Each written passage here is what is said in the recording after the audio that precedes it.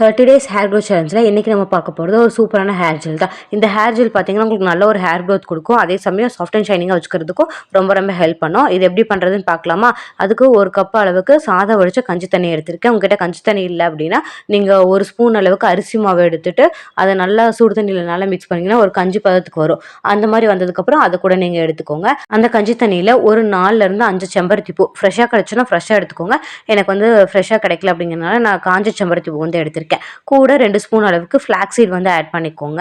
1 spoon கரிஞ்சீரகம் சேர்த்துக்கோங்க. இது எல்லாத்தையும் நல்லா ஒன்று சேர நல்லா மிக்ஸ் பண்ணி விட்டு நல்லா கொதிக்கணும். நல்லா ஜெல் மாதிரி திக்காய் வரும் இல்லையா, அந்த ஸ்டேஜில் வந்து நீங்கள் ஸ்டவ் ஆஃப் பண்ணிக்கலாம். இது வந்து கொஞ்சம் அந்த செம்பருத்தியோட கலரும் பார்த்தீங்கன்னா நல்லாவே டல் ஆகி அந்த கலர் எல்லாமே பார்த்தீங்கன்னா அந்த தண்ணியில் வந்து நல்லாவே இறங்கியிருக்கும்.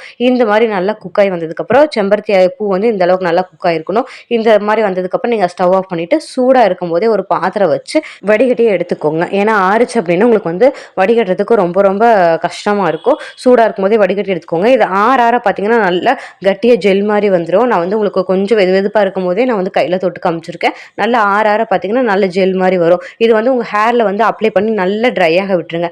ட்ரை ஆனதுக்கப்புறம் நீங்கள் வந்துட்டு ஹேர் வாஷ் பண்ணிக்கலாம். இந்த ஜெல் அப்ளை பண்ணுறதுக்கு முன்னாடி ஹேரில் வந்து ஆயில் வைக்க மறந்துடாதீங்க. நெக்ஸ்ட் வீடியோவில் பார்க்கலாம். பாய்.